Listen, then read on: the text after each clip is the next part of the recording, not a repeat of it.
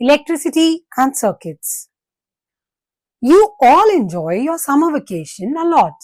Imagine if on a hot summer day there is a long power cut. Would you still have as much fun as you did earlier? Can you identify the reason for this? You will find that all the gadgets and devices which make our life comfortable work on electricity. For example, fan, air conditioner, refrigerator, computer, washing machine, bulb, tube light, microwave oven, etc. work on electricity. Can you name some gadgets which make our life comfortable in winters? Electric current. We cannot imagine today's world without electricity. It is one of the most useful forms of energy and can be easily converted into heat, sound, or light. Electricity is produced in power stations from where it reaches our homes, shops, factories, offices, etc. through wires and cables. Electricity can be turned on or off with the help of a switch. We can therefore say that electricity is a form of energy which is transportable and can be controlled. Sources of electric current. In case there is a power cut or if electricity is not available, have you seen a torch or an inverter being used at your home? What makes these devices work? Electric cell. An electric cell is a device which converts chemical energy into electrical energy. It acts as a source of electricity. We use electric cells to run many devices like torch, watch, alarm clock, camera, toys, etc. You might have seen cells of various sizes and shapes being used in daily life. The type of cell used depends on the device for which it is required. Find out the shapes of the cells used in torch, wristwatch, and the remote control of TV. Dry cell. The most commonly used electric cell is a dry cell. Parts of a dry cell. A simple dry cell consists of a container made up of zinc metal. Inside the container, there is a carbon rod surrounded by a mixture of powdered carbon and manganese dioxide. A paste of ammonium chloride surrounds this mixture from outside. The cell is sealed from the top to prevent the ammonium chloride paste from drying up. Look closely at a dry cell. You can see a plus sign, positive terminal, at the top near the metal cap and a minus sign, negative terminal, at the base near the metal disc. These signs indicate the two terminals of a cell. A dry cell has many advantages. It is compact, easy to carry from one place to another, and very convenient to use. On the other hand, these cells cannot be recharged and cannot supply current continuously for a long time. They can supply current only for a short time till their chemicals are used up. Such cells are called primary cells. Some cells can be recharged again and again. These are called secondary cells. For example, cells used in mobile phones, laptops. They are also termed storage cells or accumulators. A single dry cell generally produces very little amount of electricity. That is why more than one cell is used in a device. Warning: if leakage starts in a dry cell, it affects the working of the device in which it is kept. So, cells should be removed from devices when not in use. A combination of two or more cells in such a way that more current can be produced is called a battery. Electric circuit. There is a need of a closed, complete path for electric current to flow. Let us understand it by the figure given below.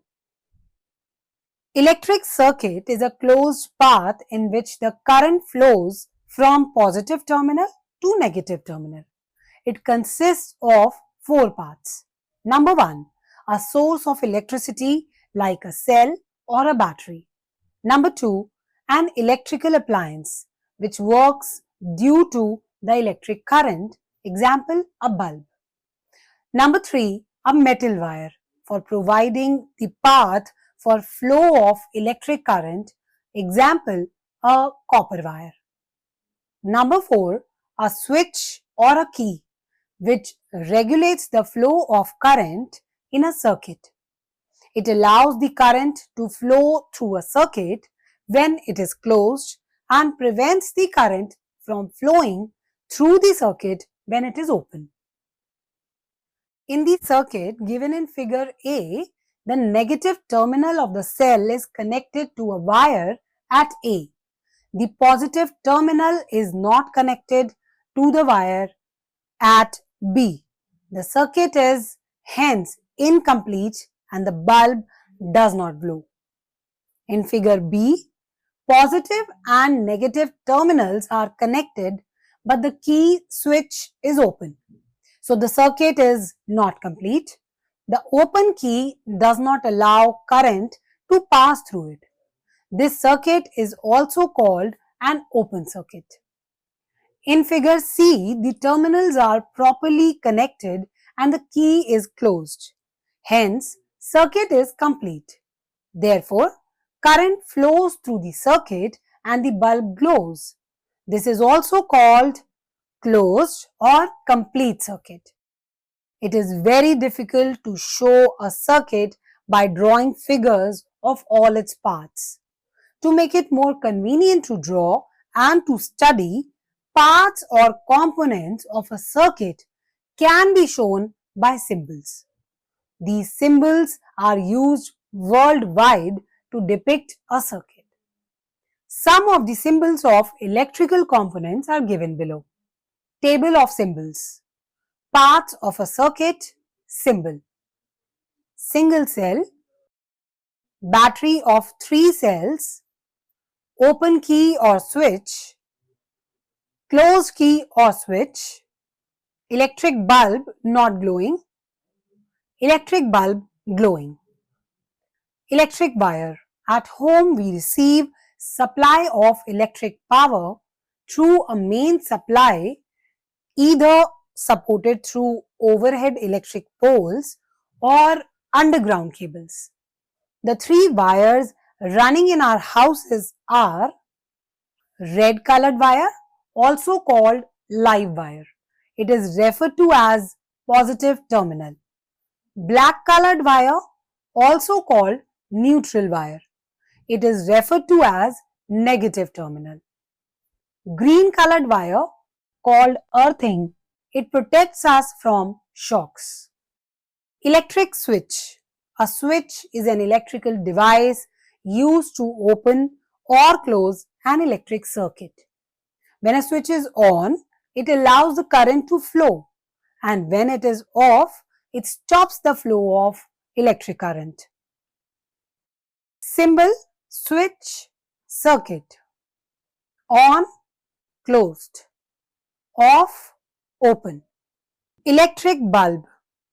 An electric bulb is made up of a spherical glass case fixed on a metallic base. If you look closely, you will find a thin coiled wire inside the bulb. This wire is called filament and it is made up of tungsten. It is the filament which glows when a bulb is switched on. The filament is supported by 2 thick wires on 2 sides. Out of these wires, one is connected to a metal piece at the tip of the base and the other is connected to the metallic base. These form the 2 terminals of the bulb. When electricity flows through the tungsten wire, it gets heated up and glows. Electric torch. You have learned that cells provide energy to a torch. Let us now find out how a torch works. The working of a torch can also be shown by using a circuit diagram in which all parts of a torch are represented by symbols. There are two cells connected to form a battery. Positive terminal of the second cell should be connected with the negative terminal of the first. A switch and a bulb. The lines in the diagram show the metal wires or conductors which connect the system together. All the parts are kept in a plastic casing which can be unscrewed from both sides. There is a silver colored reflector along with the bulb which increases the light of torch and points it in one direction. In the torch, closing the switch completes the circuit and allows the current to flow.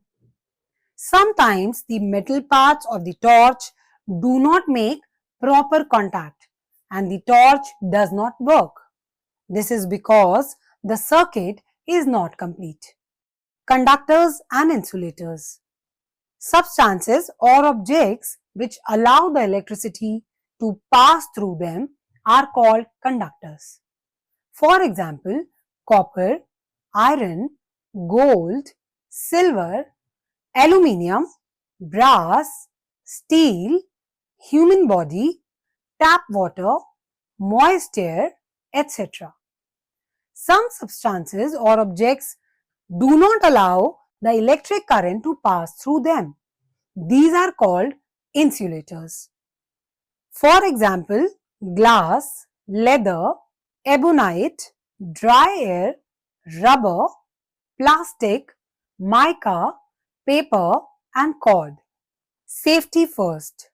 What is wrong in young Johnny's action? If you guessed sticking something into the electrical socket, you are right. Only electrical plugs should be put into electrical outlets. Never place anything else into an electrical socket as it may give you a shock or cause a fire. Remember, check with your parents or an adult before plugging electrical plugs into an electrical outlet. What is wrong in the given action of Aladdin? If you guessed placing something on a power cord, you are right.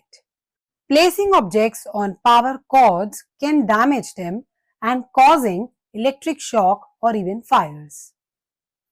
Remember, don't place objects on the power cords. What is wrong in the action of Ben? If you guessed flying a kite near a telephone pole or electric wires, you are right. Flying a kite near any kind of overhead wires is very dangerous. Before you fly a kite, ask your parents or an adult if it is safe to fly the kite in that area. Remember, never fly a kite near any kind of overhead wires. What is wrong in the action of Daisy? If you said sticking a fork in the toaster, you are right. The fork can get electrified from the toaster and give you a shock. If there is something stuck inside the toaster or any other electrical equipment, unplug it and ask your parents or an adult for help. Remember, don't stick anything metallic inside electrical appliances. What is wrong in the action of Tom? If you guessed using a hair dryer near water, you are right. Hair dryers can be very dangerous in presence of water. Never use a hair dryer near water and never place it in water. Water is a good conductor of electricity. You may get a shock. If you find any electrical appliance in or near water, stay away and tell your parents or an adult. Remember, water is a good conductor of electricity, so never touch any electrical appliances with wet hands. Electrical safety. Fuse. Fuse is the most important safety device used for protecting the circuits from short circuiting or overloading.